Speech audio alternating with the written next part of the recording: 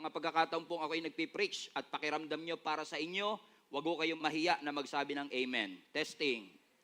Amen. Okay. Mas malakas, mas malaki ang mansion sa langit. Okay? Are you ready to receive the word? Dahil, kung masusustain nyo yan hanggang mamaya, hindi kayo makakatulog for sure. Okay? Ephesians 2 verse 10. Ephesians 2 verse 10. For we are God's masterpiece. Sabi mo sa katabi mo, masterpiece ka ni Lord. Okay? For we are God's masterpiece. He has created us anew in Christ Jesus so we can do the good things He planned for us long ago. So He can do the good things God has planned for us long ago. Alam niyo, ang Diyos natin, may plano na sa atin a long time ago. Wala ka man plano para sa buhay mo, ang Diyos ay may plano para sa iyo. Amen? Napagplanuhan ka na ng Panginoon bago ka pa makapagplano sa iyong sarili. Ulitin natin, for we are, because tayo pong lahat ay God's masterpiece. He has created us anew in Christ Jesus. Para saan daw po? So that we can do the good things He planned for us long ago. I would like to talk to you about on this subject, the Creator's signature. The Creator's signature. Amen. Ang ganda po nung binasa natin kanina kasi napaalalahanan po tayong lahat na ang Diyos ay may plano sa ating buhay. Hindi ko na okay pagtataasin ng kamay at di ko na papasabi sa katabi ninyo kasi alam ko naman na lahat po kayo ay grateful na ang Diyos ay may plano sa ating buhay. Ang kagandahan, ang plano ng Panginoon sa atin ay eternal. Panghabang buhay. Ibig sabihin, anumang plano ng Diyos sa iyo, hindi yan napipigilan ng iyong pagkakamali, iyong kahinaan, iyong edukasyon o iyong experience. God's will for you is eternal and very straightforward. Napaka-direct to the point ng misyon ng ating Panginoon na tayo po ay tubusin sa ating mga pagkakasala.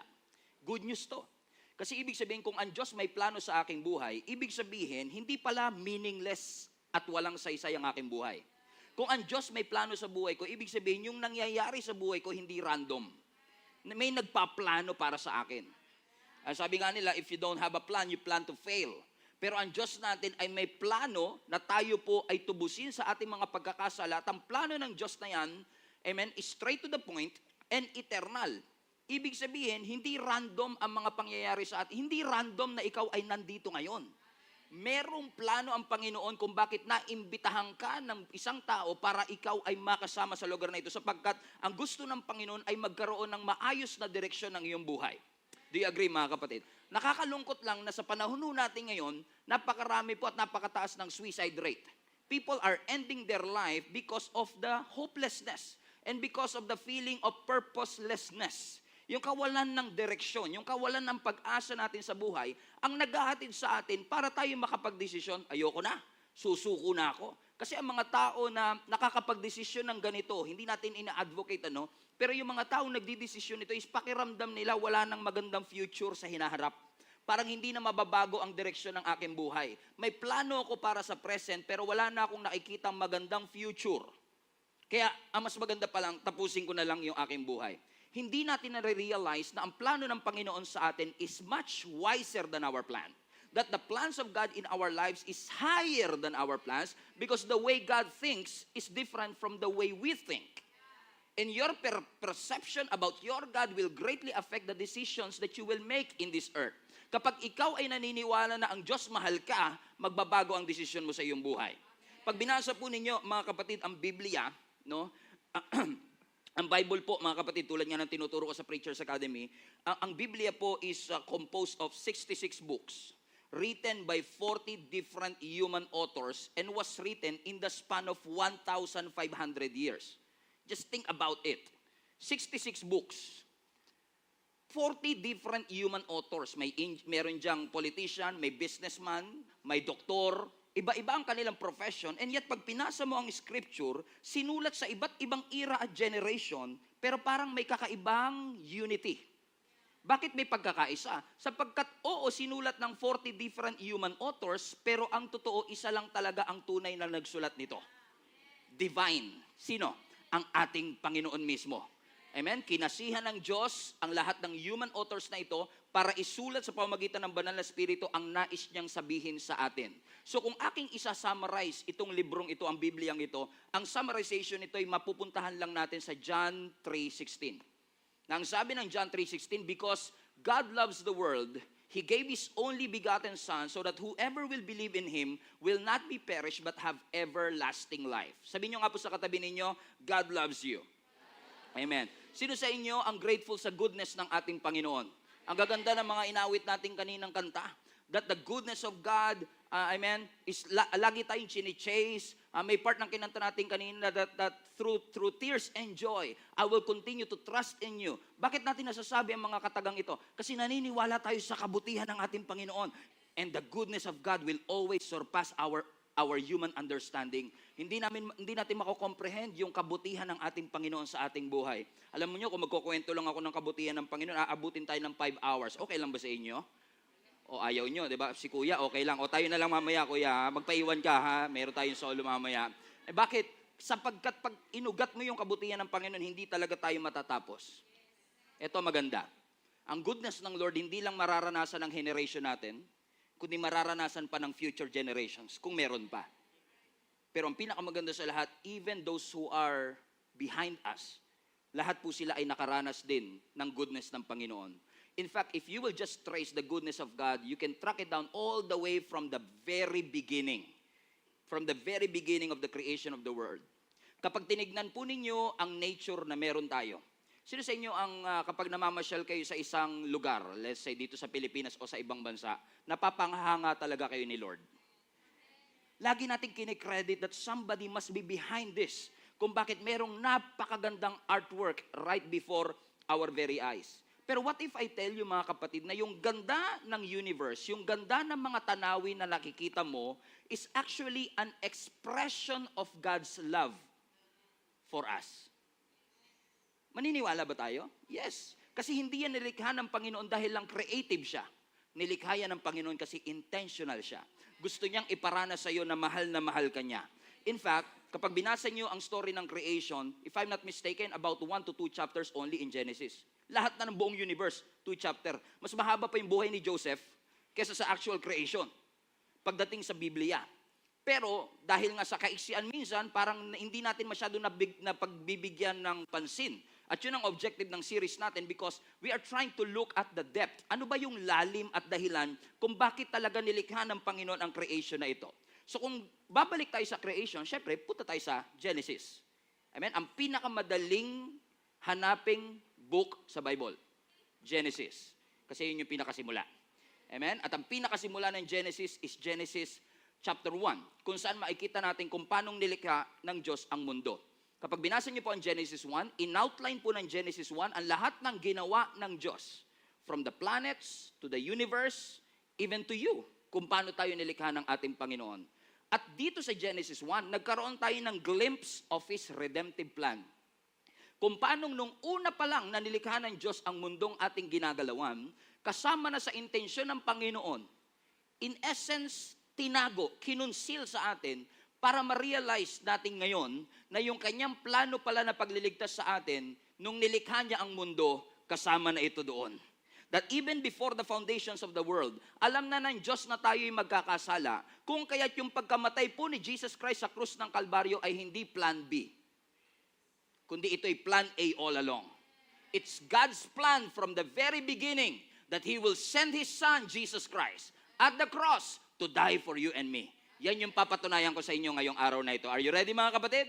Now, pag binasa natin ang Genesis chapter 1, ang sabi sa, I think, part ng verse 2, ang sabi doon, and the earth was without form and shape, and darkness filled the earth, and the Holy Spirit, the Spirit is hovering over the seas, and God said, let there be light, and there was light. Tapos ninyo yung unang statement, ang sabi doon, the earth was without form and without shape. Pakisabi nga po, without form, without shape. Kumbaga sa Hebrew word dyan, pag tinagalog natin, walang-wala. Parang wallet mo, walang-wala. Parang kayo, walang-wala. Hallelujah. Amen? Ganun yun. Walang form, walang shape. Pero yung lalim ng Hebrew word, ang ibig sabihin nito is the earth is unordered uninhabited. It is a state of nothingness, kawalan ng purpose, kawalan ng layunin. Ibig sabihin, ang mundo before God spoke, walang patutunguhan. It was nothing. Walang-wala. And then God said, let there be light. Tayo, di ba, pag walang-wala, ang binabanggit mo, yung walang-wala. Pero si Lord, nung nagsalita, hindi niya in-state yung obvious. Ang in-state niya yung solusyon sa walang-wala. Sabi niya, alam kong madilim, but let there be light. Tayo, kapag madilim ang buhay, naku, ang dilim-dilim ng buhay ko. We are saying what we see instead of saying what we want to see. Tingnan nyo ang Diyos, ang binanggit niya, hindi yung kawalan ng tao, yung kawalan ng liwanag. Kundi nakita ng Diyos, walang liwanag, okay, let there be. At pagkatapos sinabi ng Lord yung let there be, and there was a light. Hallelujah, purihin natin ang Panginoon. Grabe. Masyado na yata familiar yung verse, hindi na natin naisip kung gaano kabuti ang ating Panginoon. And when God spoke, everybody say speaking. Napakahalaga po ng pagsasalita natin. Kasi yung pagsasalita natin is authenticating our faith. Kung nananampalataya ka, sinasabi ng bibig mo. Amen? At nung ang ating Panginoon ay nagsalita, the universe came into existence with all its glory, with all its diversity, with all its complexity. The universe came into existence. Yung walang-wala, nagkaroon ng meron, meron, meron.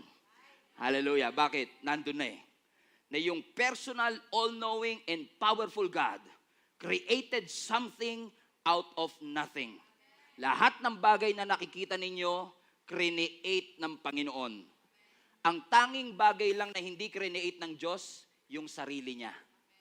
Kasi wala siyang simula, wala siyang hangganan. He is before all things.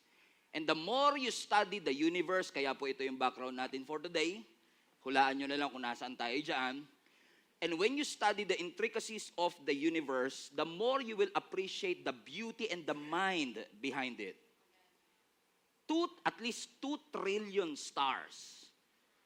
100 billion galaxies. Just imagine that. We just sing it right now. And when you study the intricacies, the details of it, mas lalo mo na-appreciate yung beauty. Yung sky, pag tinignan, sino sa inyo nakakapansin? Pag tumingin kayo sa langit, parang painting. Ako may mga napupuntaan ako, pag tinignan ko, sabi ko, parang painting.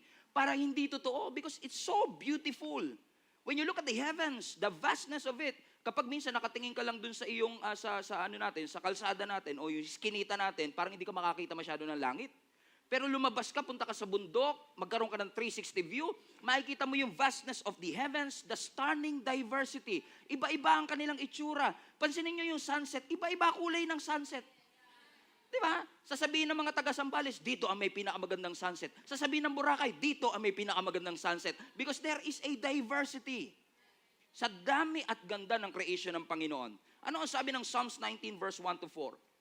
The heavens proclaim the glory of God. The skies display His craftsmanship. Day after day, they continue to speak. Night after night, they make Him known. Tingnan nyo, kahit yung mga stars, yun ang nagpapakilala mismo sa ating Panginoon. Kaya kung tinatamad tayong i-share ang gospel, yung stars mismo ang nag-share ng gospel in essence. That there is a God out there that loves us so much. Amen? Day after day, they continue to speak. Night after night, they make Him known. They speak without a sound. They speak without a word. Their voice is never heard. And yet their message has gone throughout the earth. And their words to all the world. God has made a home in the heavens for the sun. The preciseness of the universe. The precise detail, the order, the symmetry. Amen. That God created the heavens and the earth. I know may mga theory ngayon na hindi creation, pwedeng evolution, pwedeng Big Bang theory. Pero think about it. Even yung Big Bang is a theory. May mga theory, yes, pero meron din tayong theology. Theology. Biblia ang pinangahawakan. Na ang theory, nakabase yan sa kayang i-comprehend ng ating isip. Kaya nga theory eh. Base yan sa kakayanan nating isipin. Pero ang theology, it goes beyond what we can think. It goes beyond what we can imagine. Because there is something in the creation of the world that will speak the beauty of our God. Isaiah 40 verse 26. Look up into the heavens. Who created all the stars? Minsan man naranasan nyo na bang tumingin sa kalangitan? Alam niyo, nakikita natin, ang liliit lang yan.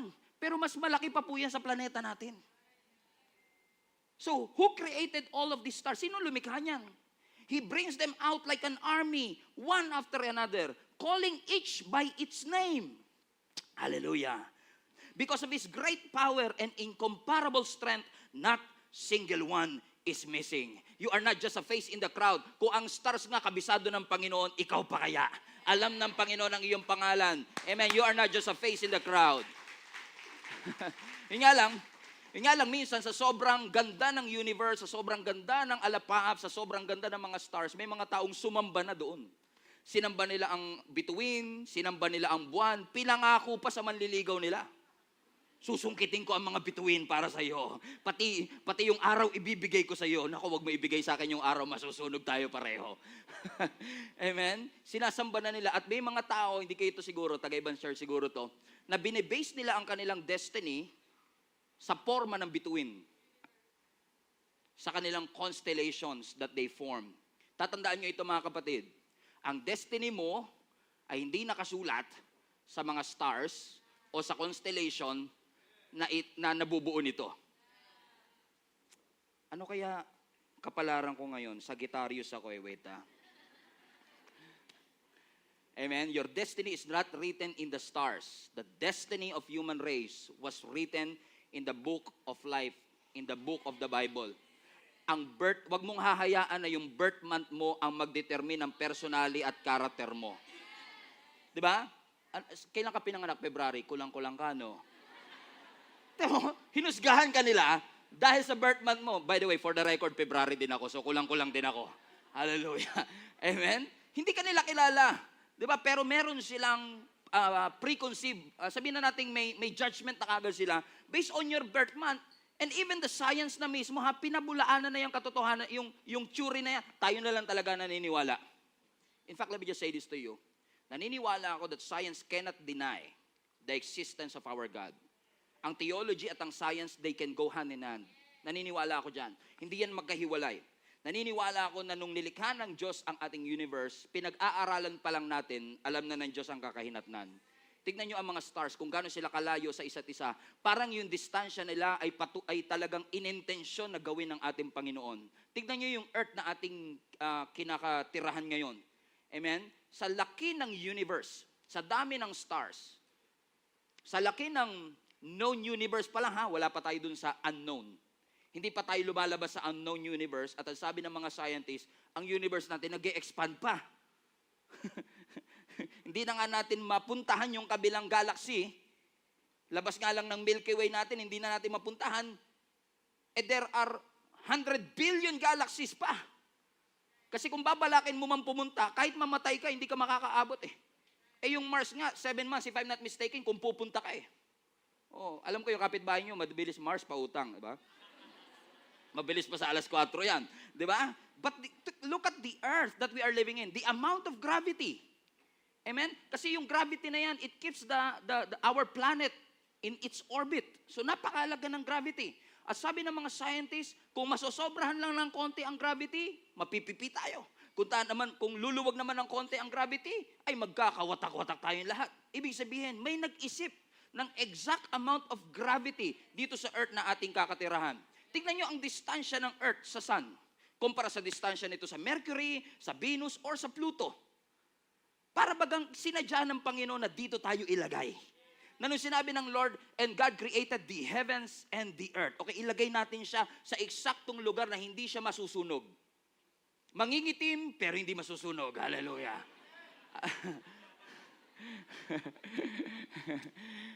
Alam niyo, ang sabi ng mga scientists, meron pala silang tinatawag na Goldilocks zone. Pag sinabing Goldilocks zone, ito yung zone ng ating universe kung saan it's not too hot, it's not too cold. Dito lang pwedeng mag-exist ang isang buhay. Dito sa Goldilocks zone na ito. At alam niyo ba, ang Earth natin ay nasa Goldilocks zone. Ang Earth natin na umiikot sa orbit natin, one revolution sa loob ng sun. Na sabi ng mga scientists, yung Earth natin ay hindi straight na bilog, nakatilt ng konti. 23.5 degrees. Alam niyo po kung bakit, mga kapatid? I wrote it down. Na kaya sinulat ito because yung tilting nito ang nag-govern ng warming strength ng araw. Ibig sabihin, kung hindi siya nakatilt, pwede tayo masunog. Pwedeng hindi maging even yung distribution ng sun. Sino nag-isip niyan? There must be somebody behind this creation kung bakit ito nangyari. Tingnan nyo ang ecosystem natin. Yung ecosystem, yung food chain, yung food web, tanggalin mo lang yung isang part nito. Kahit gaano kaliit sa iyong pananaw can make a huge disaster sa ating society.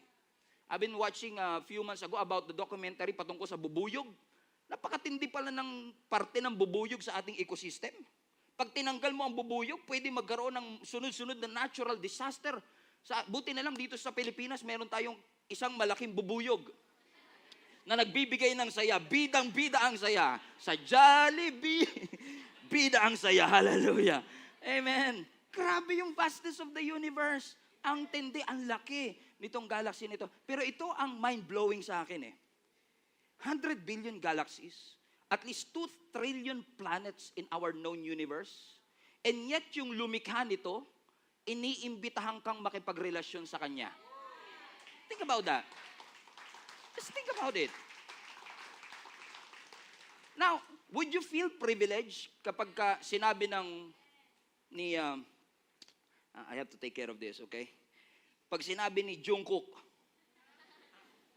okay, magtatanghalian siya sa bahay ninyo. Would you feel privileged? Sabi mo, grabe, popstar to, pinagkakaguluhan, tapos magdi-dinner o magla-lunch sa bahay namin. You will feel privileged. Pero what would you feel kung yung creator of the universe would say, gusto kong pumasok sa iyong puso. Gusto kong pumasok sa tahanan ng iyong buhay. Amen? Gusto kong makipag-date sa iyo every Sunday. Busy po ako Busy po Joke. May swimming po kami. Hallelujah. Amen? Sabi mo sa katabi mo, grabe ang Diyos. Amen? So ang tanong, what are the proof, Pastor? Na totoo yung sinasabi mo na talagang si Lord. Kasi, syempre, marami magsasabi na, Biblia nyo yan Bible nyo yan. Meron bang katunayan na talagang yung Diyos talaga ang siyang naglikha niyan at hindi yan resulta ng pagbabanggaan ng mga planeta, yung mga ganyan, at hindi yan resulta ng malaking massive explosion in the past kung bakit tayo nagkaroon ng mga ganito? Ano mga kapatid, I will prove to you in the few minutes that I'll have left na every single creation ng Panginoon will deal with two, the big and the small. That even in the creation of the world, naglagay ang Diyos ng signature para patunayang siya ang may likha nito. Alam niyo, ang signature, napakamakapangyarihan yan. Correct? In fact, meron tayo dito tinatawag na power of attorney. Kapag hindi mo kaya mag-appear, gagawa ka ng letter, pipirmahan mo, at yung tao na yon na magdadala ng papel na yan, hindi ka mag-a-appear, titignan lang yung pirma mo. At kung ano man, ibig sabihin, pag ikaw ay pumirma doon, merong kakayanan yung representative mo na magdesisyon on your behalf. Ganun ka-powerful ang signature. Amen? So are you willing to go through a journey with me throughout this series na maghahanap tayo ng mga ginto, katunayan ng signature ng Panginoon sa kanyang mga creation? Bakit? Kasi kung sino yung may signature, siya ang owner, siya ang gumawa, siya ang dapat sambahin. Halimbawa, may painting ka, nilagay mo yung signature. Sino ba napaparangalan? Yung brush o yung painter? Hindi yung brush na nagsulat, kundi yung painter na nagdrawing nito. So kaya natin ito pinag-aaralan because I want you to realize na every time nalalabas kayo, every time mamamasyal kayo, every time you see a mountain, every time you see an impressive creation, wag nating kakalimutang ibalik ang pasasalamat sa Panginoon na nag-create nito at meron itong kinalaman sa ating salvation. First of all, I want to show you how small we are. Tignan nga po natin yung mapa ng Pilipinas dito sa globe natin. Papakitaan ko kayo ng globe. Okay? Ito po ang pwesto ng Pilipinas sa ating mundo. Okay? Imagine ninyo, dito sa Pilipinas na ito, 100 million plus ang mga taong nakatira dito. Nandito yung Caloocan, Araneta Square. Dun banda. Nandyan banda yung Araneta Square. Asan yung probinsya mo? Kung taga Palawan ka, nandito. Cagayan de Oro is right here. Dumaguete is about right here. And Bacolod rather, and Dumaguete is about right here. Panay Island. 100 million people here. At least dito sa church natin, hundreds of people. Ito, 100 million people. Just imagine that. The number of people that is living in the Philippines. Wider tayo ng konti. Earth and then the solar system. Amen? Ito ang ating solar system. Nasaan ang Earth? Andito ang Earth. Nasaan tayo dyan? Doon tayo. Yung Caloocan nun, nandun. Ay, nasa likod pala. Nasa likod. Amen? We are somewhere here. At hindi tayo ang pinakamalaking planeta sa solar system. Parang outdated na to. May Pluto pa yata to. Okay? Okay? Ito, hindi tayo ang pinakamalaki. Jupiter ang pinakamalaki in our solar system. And think about it. Andun tayo, pero ito yung ating solar system. Wala pa tayo sa galaxy ha. Solar system pa lang. Pag zoom out natin papunta sa ating galaxy, sabi ko sa inyo, 100 billion galaxies in the known universe. Look at this. Next slide. Ito yung ating galaxy. The Milky Way galaxy. Imagine ninyo kung ilang milyong solar system ang meron sa loob niyan pa lang. Kaya kung may plano kang magyabang, magdalawang isip ka eh. Alam mo, minsan ang yabang, ang taas ng tingin natin sa sarili natin, pero alam mo kung nasaan ka sa Milky Way, andito ka lang somewhere here. Yung solar system lang natin yun we are somewhere here. Ang liit compared to the Milky Way. Pag zoom out pa natin yan, I don't know if we have a picture, pag zoom out pa natin yan, mapupunta tayo dito sa ating universe.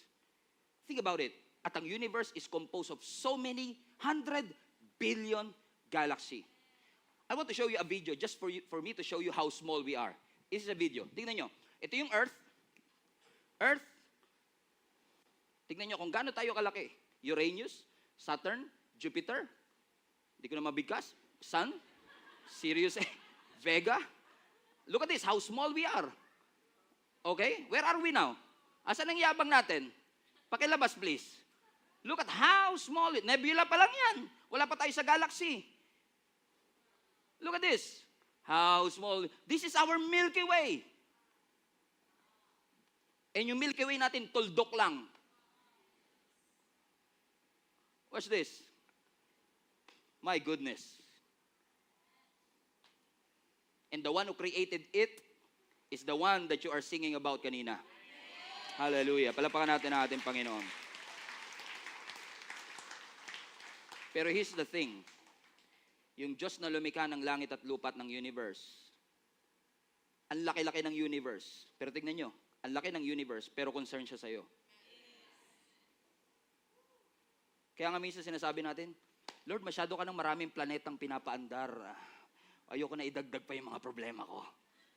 Pero alam mo, sabi ng Lord, cast all your cares upon me. Watch this.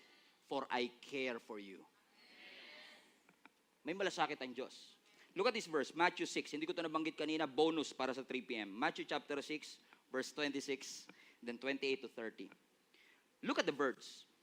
They don't plant, they don't harvest, they don't store food in the barn. Napansin niyo ba yung mga ibon, tuka ng tuka, walang kinakain?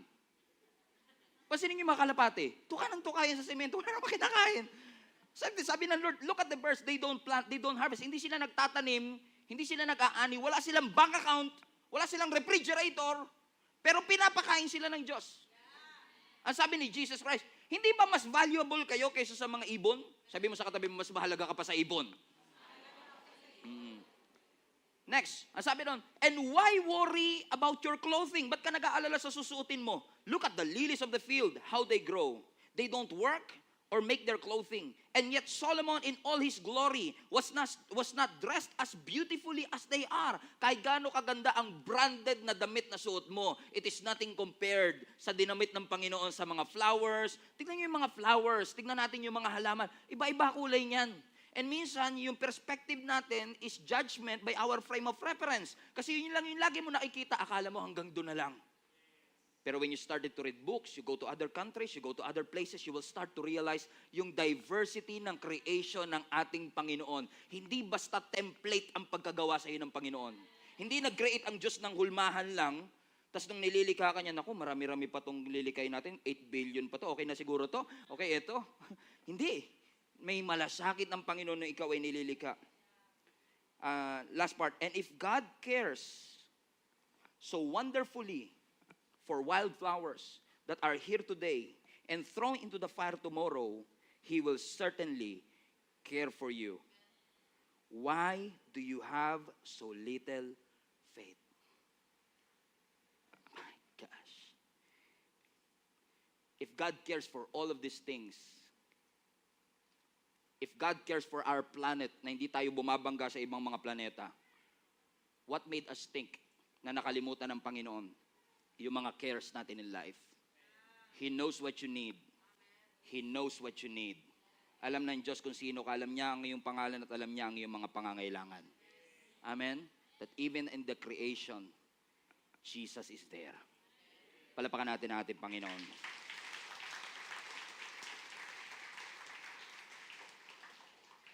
So, asan ang pirma, Pastor? Alam ko sisingilin niyo ako eh. Punta tayo sa Genesis chapter 1, verse 1. The beginning of everything. Punta tayo sa first book of the Bible, first chapter of the Bible, and first verse of the chapter where it all began. Ang sabi ng Genesis chapter 1, verse 1, in the beginning, napanood niyo yun? In the beginning. Genesis 1:1. In the beginning, God created the heavens and the earth. Listen to me. For the next few minutes, I'm gonna prove to you that in this statement, makikita natin yung redemptive plan ng ating Panginoon. Nakasama ka sa plano ng Panginoon nung nilikha niya ang langit at ang lupa. Amen? Ang Genesis is a prologue. Ito ang panimula ng Biblia. Ito ang pinakaunang libro. Amen? Sa libro ng Biblia. And one time, when Jesus was talking to the Pharisees, He said at this phrase, before Abraham was, I am. In essence, sinasabi ng ating Panginoong Yesus, hindi ako basta lumitaw na lang dito sa mundo at generation ninyo. Bago pa si Abraham, nandun na ako. So, ibig sabihin, may clue na kagad tayo doon. Na si Jesus ay hindi lang basta plinano nung tayo nagkasala. Kundi bago pa man likain ng mundo, ikaw ay nasa isip at nasa plano na ng ating Panginoon. So, ibig sabihin, in this Genesis 1:1, sa simula nito, makikita na kagad natin, ang Diyos, mahal na mahal tayo. Makikita ba natin ang mga signature ng ating Panginoon? Yes. Isa sa mga pangalan ng ating Panginoon is yung sinabi niyang, I am the beginning and the end. O sa Greek, I am the Alpha and the Omega. Everybody say Alpha, Omega. O hindi yung fraternity, ano? Okay? It is a Greek word for Alpha and Omega. Tingnan natin ang pinakadula. Let's start. Pumunta tayo sa pinakaunang chapter ng Bible. Punta tayo sa pinakahuling chapter ng Bible.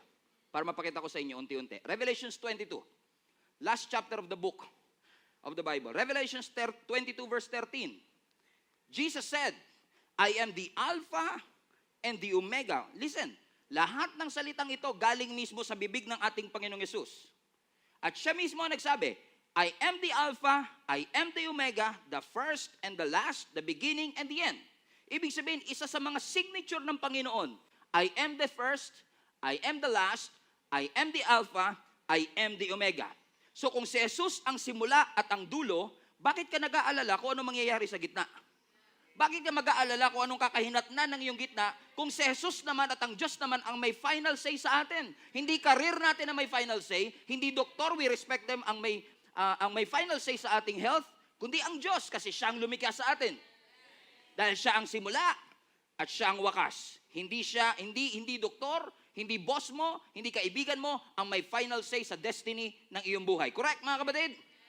Amen? Sinabi nga ng ating Panginoon, di ba? I am the same yesterday, today, and forever. Talagang kitang-kita mo, ang Diyos hindi siya bound ng time and space. Walang lumikha sa Kanya, so siya ang first. At walang makakapagpahinto sa Kanya, kaya siya ang last. He is the beginning and He is the end. Sa Isaiah chapter 44 verse 6, this is what the Lord says, Israel's King and Redeemer, the Lord Almighty, I am the first and I am the last. Tingnan nyo, sa dulong-dulo ng Bible, may signature siya, I am the first and the last. Sa gitna, may signature siya, I am the first and I am the last. Let's go back to Revelations 22. Watch this, mga kapatid. Kapit kayo, fasten your seatbelt. Ang sabi ng Revelations 22, Jesus said, kaya ko in-emphasize kanina na si Jesus na nagsasalita because I want to show you something. Sabi mismo ni Jesus, I am the Alpha, I am the Omega.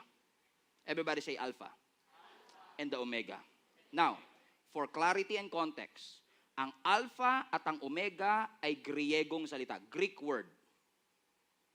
Jesus said, I am the Alpha and Jesus said, si Jesus nagsalita, I am the Alpha and the Omega. Greek word. Jesus said Greek word. Jesus said a Greek word. Interesting. Hindi naman Greek si Jesus eh. Right? He's a Hebrew. He's a Jew. So, yung Alpha and Omega is translated, pero hindi yun yung mismong lumabas sa bibig niya. Ang eksaktong lumabas sa bibig niya, supposedly, ay Hebrew word na katumbas ng Alpha at ang Omega. Ano ang Alpha and Omega? Yan yung letter A at letter Z. Centrum, from A to zinc. Alright? So yung letter A, Alpha. Yung letter Z natin, in essence, yung pinakahuling letra nila, Omega. So dahil si Jesus ang nagsasalita na Hebrew, hindi niya sinabi yung Alpha and Omega. Ang sinabi niya yung Hebrew counterpart. Now, ang tanong, ano ang Hebrew counterpart ng Alpha and Omega? Yung first and last letter. Okay. Ang counterpart po ng Alpha and Omega is the Hebrew letter na Aleph and Tav. Aleph and Tav. So kung babasahin natin yung Revelations 22, gamit yung Hebrew word, ganito siya dapat. Okay? Revelations 22. I am the Aleph and Tav, the first and the last, the beginning and the end. Comprende?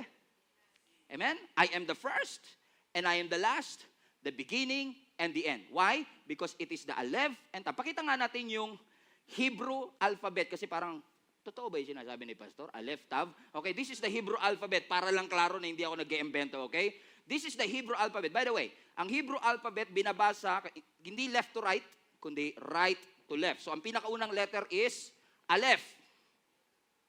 Okay? At ang pinaka-last letter ay Tav. Ang sinasabi ni Jesus, I am the Aleph and I am the Tav. Klaro? The first and the last. Klaro mga kapatid? Okay. Hold that thought. Punta tayo uli sa Genesis chapter 1 verse 1.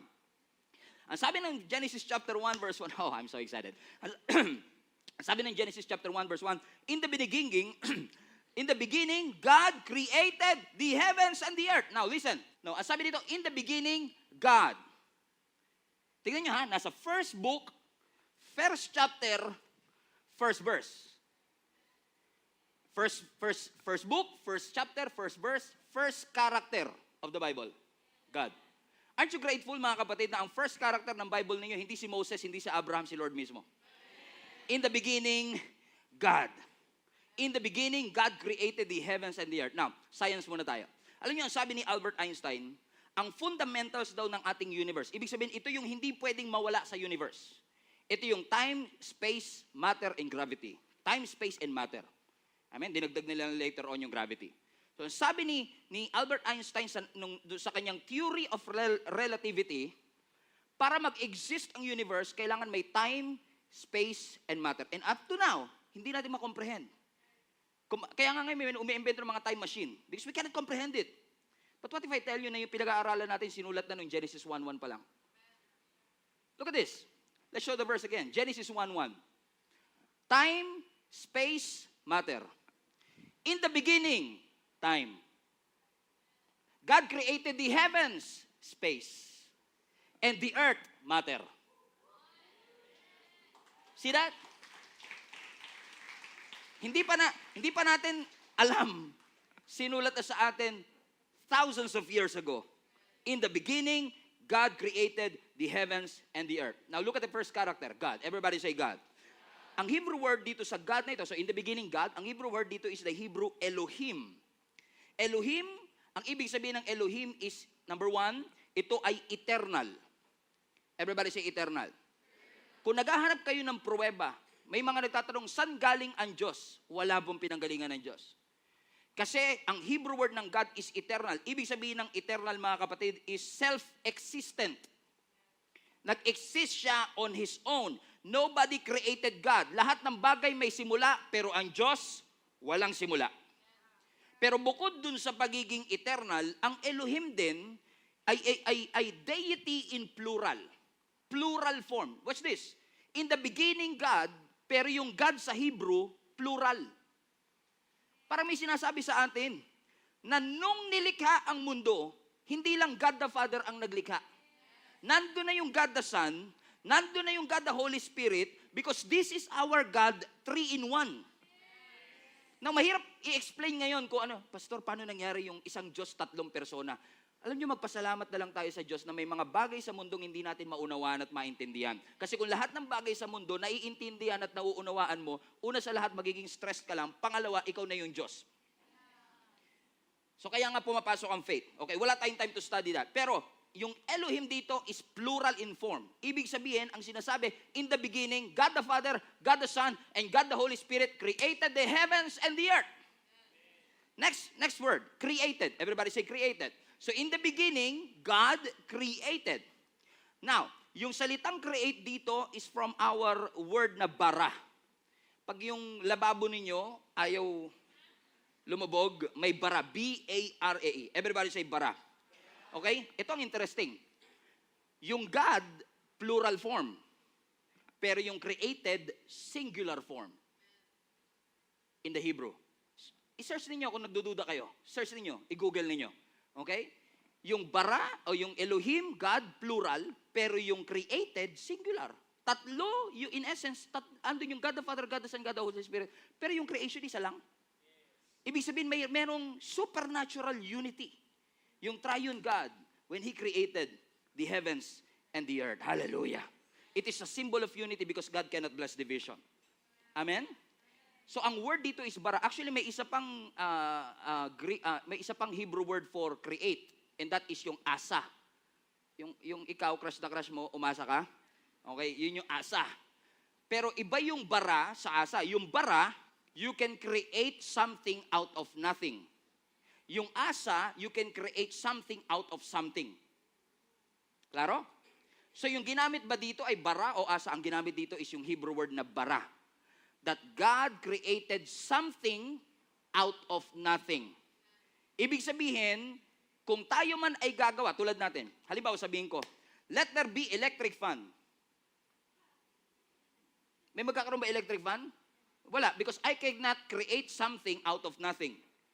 Pero kung may plastic, may bakal, may dynamo, pwede ko makaka-create ng electric fan. Pero in essence, hindi ikaw nag-create. Ikaw nag-invent, hindi ikaw nag-create. You are just maker. Pati yung mga anak natin actually is, co-maker lang tayo dyan. Kasi si Lord pa rin ang nag-create, tayo lang ang kanyang co-maker. Hallelujah. Amen? Make sense mga kapatid?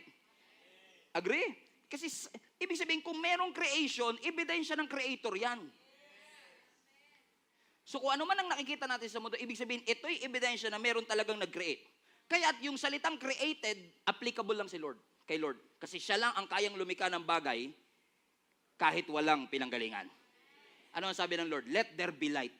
Hindi nagreklamo ang universe. Yung sinabi ng Lord, let there be light. Ang sabi ng universe, wala po tayong battery, Lord. Wala tayong fuse. Wala tayong kuryente. Wala silang magagawa kundi mag-submit sila doon sa sinabi ng ating Panginoon. Because only God can do something out of nothing. Kaya maalala nyo nung tinukso ng demonyo si Jesus Christ, nasabi ng demonyo sa kanya, lumuhod ka sa akin.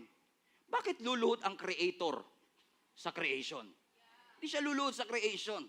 Kasi siya ang may kakayanang lumikha ng langit at lupa.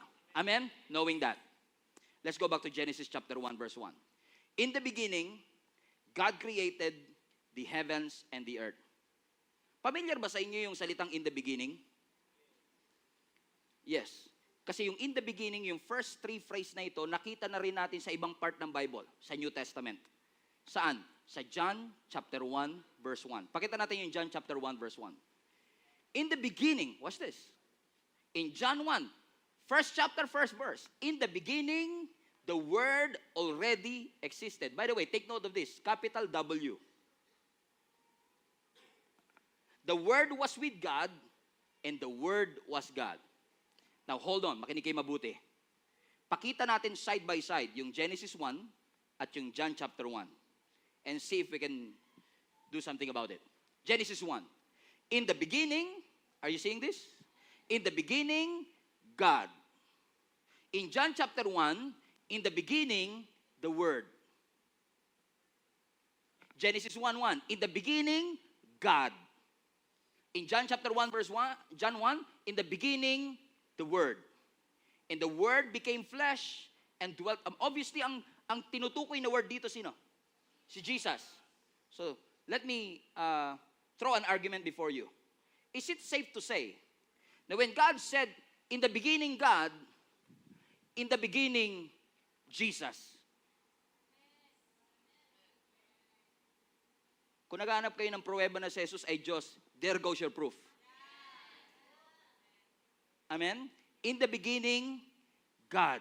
In the beginning, the Word, Jesus. Bakit mga kapatid? Jesus was there even before the creations of the world. Amen? Amen?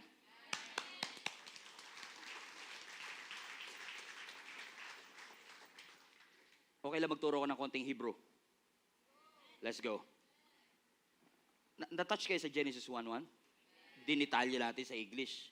Gusto nyo bang i-digest natin sa Hebrew? Punta tayo sa Genesis 1:1, but this time, Hebrew.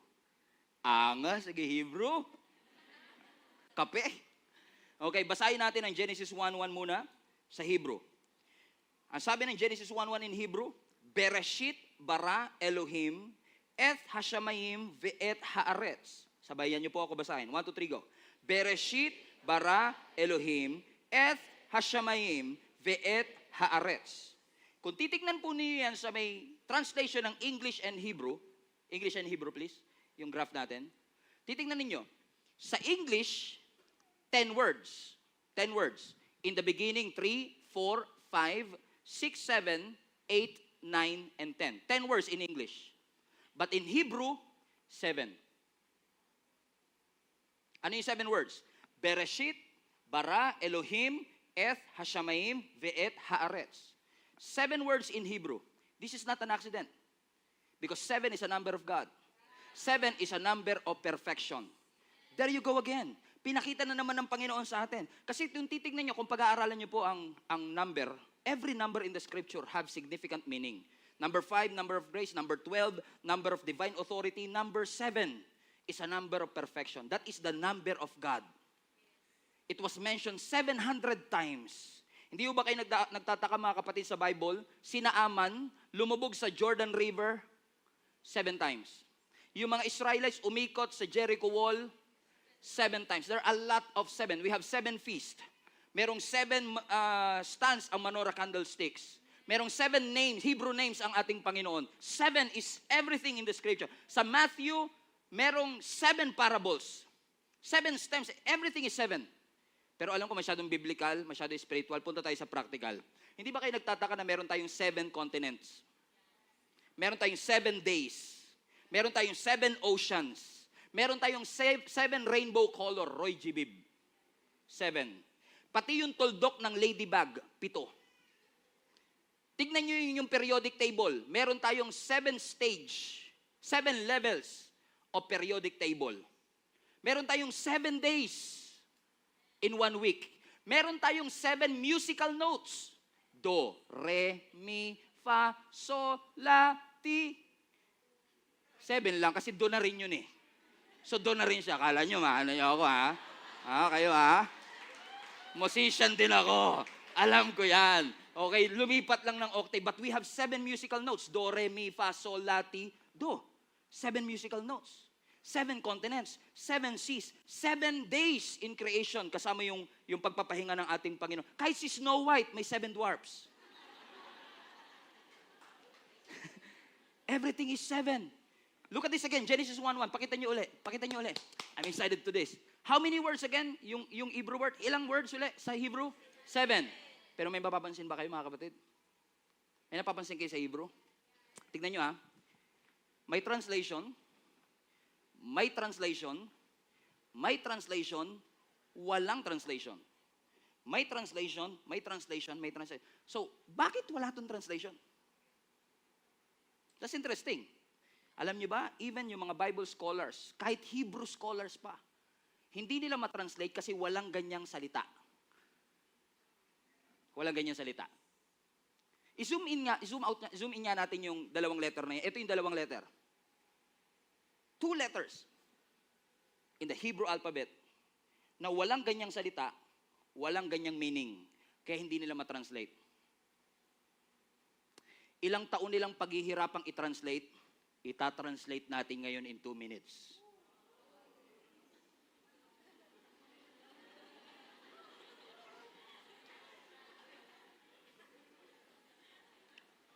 Tandaan nyo itong dalawang letra na to.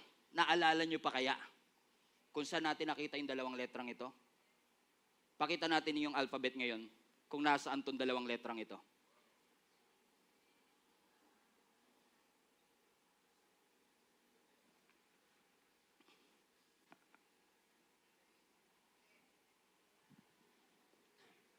Right to left.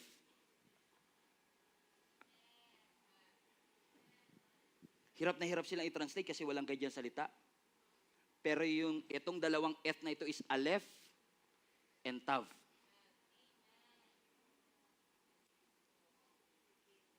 Jesus said, I am the Aleph and Tav. The beginning and the end. The first and the last.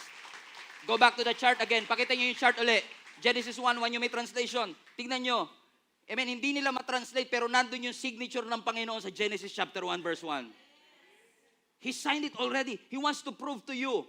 Hindi siya matranslate. Nag-i-struggle ang mga scholars kasi wala silang wisdom patungkol sa existence ng ating Panginoong Yesus. Sinasabi lang ng Panginoong Yesus, sa Revelation 22 nandun ako, sa Isaiah 40 nandun ako, sa Genesis 1:1 hindi nyo makikita sa English pero nasa Hebrew ako.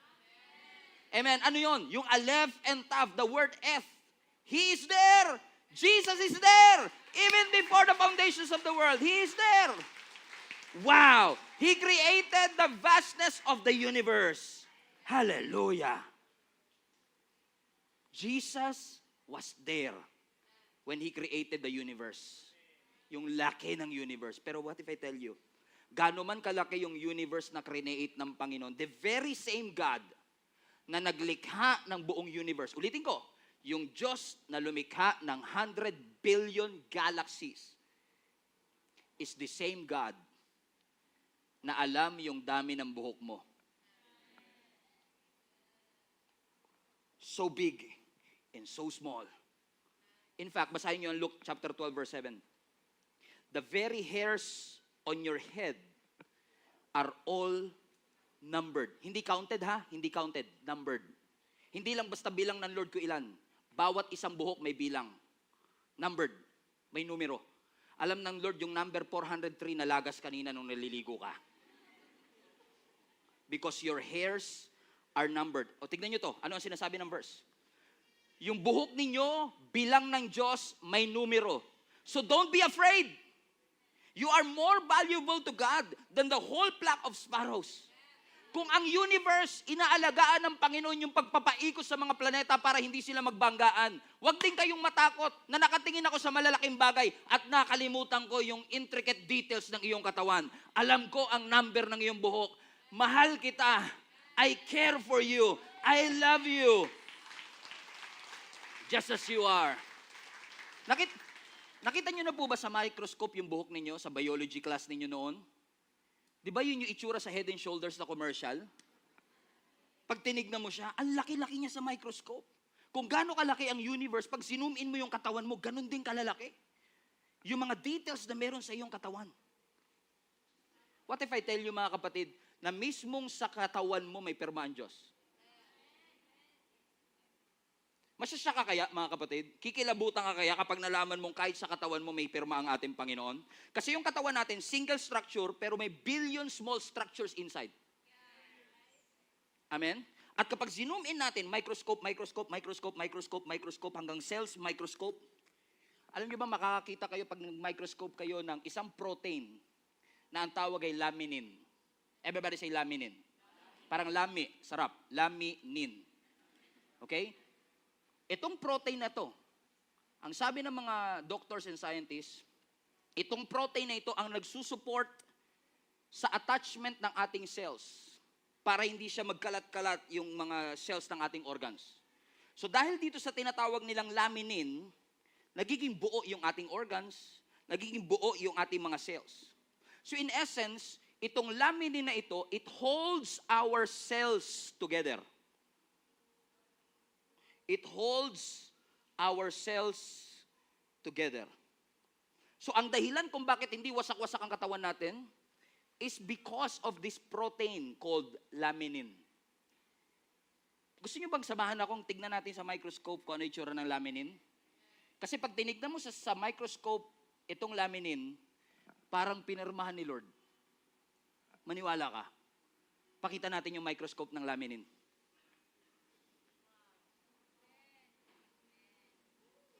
I don't know about you. Ayoko maging superstitious. Pero what I can see is the cross.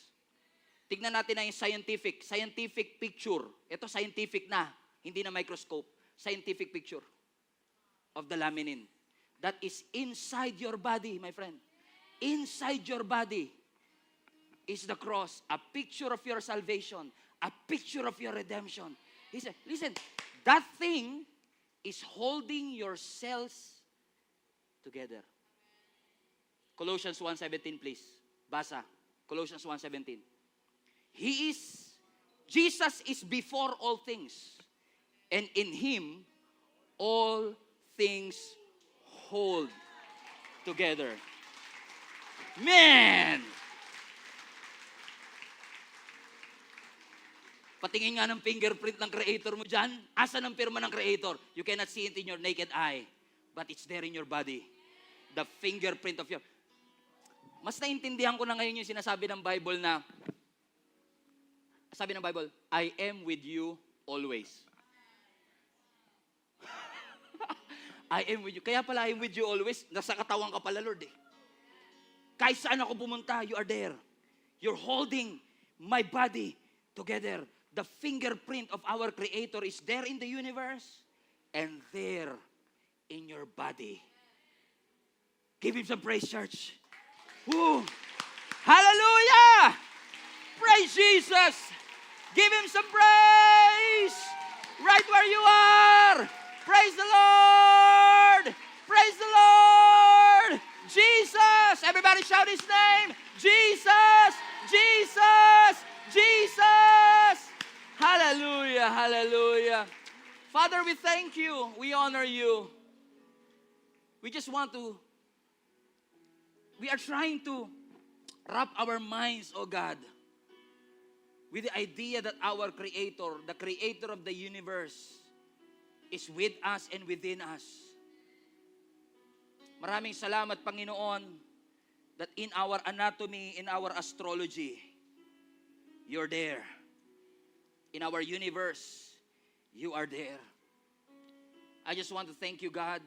Patawarin niyo po kami sa maraming pagkakataon na masyado kaming self-centered sa paraan ng aming pag-iisip, na iniisip lang namin yung aming sariling ikasisiya, sariling kagustuhan, sariling convenience, na nakalimutan namin na may Diyos na nagmamalasakit sa amin. Nakalimutan namin na may Diyos na hindi lang basta kami nilikha, kundi isinama niya ang kanyang marka sa amin. Panginoon, marami pong salamat that you are our Alpha and that you are our Omega, the first and the last, the beginning and the end, the Aleph, the Tav. You are with us, you are within us, and we are grateful, grateful, grateful for everything that you have done in our lives. Church, let's say glory to Jesus. Let's say thank you, Jesus, in the chat. Thank you, Jesus. Salamat. Salamat, Panginoon, na hindi mo lang nilikha ang mundong ginagalawan namin, kundi every part of our body, you are there. You are there, Jesus. And we honor you and we love you. In Jesus' name, thank you. Thank you, Lord. Lord, sa mga kapatid ko pong narito sa kauna-unahang pagkakataon na wala pa pong relationship sa iyo, ang aking dalangin, Panginoon, katagpuin niyo po sila right where they are right now. Sila man ay nanonood online or kasama namin dito in person, yakapin mo sila ngayon, Panginoon, at patuloy mong bulungan kung gaano mo sila kamahal, Panginoon. Na kung paano mo silang pinagplanuhan, kung paano mo ipinakita ang iyong kabutihan sa amin. Thank you na sa kabila ng aming karumihan, sa kabila ng aming mga pagkukulang, na natili kang tapat sa aming mga buhay. God of wonders, beyond our galaxy, you are holy. You are holy. Hallelujah. Jesus. Jesus. Let's just sing this song. God of wonders beyond our galaxy, you are holy. Holy. The universe. The universe declares your majesty. You are holy. Oh, God of wonders. And God of wonders beyond our galaxy. You are holy. You are holy. Oh, the universe declares your majesty. The universe declares your majesty. Jesus, you are holy. Oh, God of wonders. Hello, Global Family. You made it this far. Once again, marami pong salamat for tuning in, and I pray na yung salita pong ating napakinggan ay makapagbigay po ng conviction at malalim na revelation sa inyong puso upang mai-apply po natin sa ating buhay so that transformation will happen in our life. If this ministry have been a blessing into your life, I want to encourage you to share this video to some people that you know na maaaring nangangailangan din katulad mo ng mensaheng ito. In fact, I want to take it a little bit further, mga kapatid, and invite you to partner with us. If this video, if this ministry have been a blessing to you, I know in the future, it will be a blessing to somebody else as well. That's why if you want to partner with us financially, para maipagpatuloy po natin ang ginagawa ng Panginoon through Gia Kamanaba, inihikayat ko po kayo to partner with us. Pumunta lang po kayo sa aming website, gia7b.com/give. At lahat po ng mga ways that you can support, ways that you could give para po sa ministering ito ay makikita po ninyo doon. You can give through GCash, debit card, credit card, bank remittances, at maging mga bank transfer. So, ano pang inaantay ninyo? Support the ministry, mga kapatid, para mas marami pa tayong maabot at mapuno po talaga natin ang langit. In fact, I want to take this opportunity as well. If you have been watching the video for quite some time, wala po kayong church na kinakabilangan and you want to deepen your relationship with the Lord, I want to encourage you to join our link-up groups. Ginagawa po namin yan in person or online. If this is impossible para po sa inyo na makapunta dito sa amin physically or in person, we have an online link-up group na ginagawa po namin sa iba't ibang dako ng mundo. If you want to be part of the link-up groups, ito po ay small groups na aming ginagawa kung saan ang bawat isa sa atin ay nagpapalakasan para ihatid tayo sa spiritual growth. Kung nais po ninyong makasama rito, all you have to do is go to our website, gia7b.com/linkup. Ilagay nyo lang po kung saang location kayo naroroon. And I'm sure na meron po mga link-up groups na nababagay po at suwak po sa time zone ninyo kung nasaan man po kayo naroroon.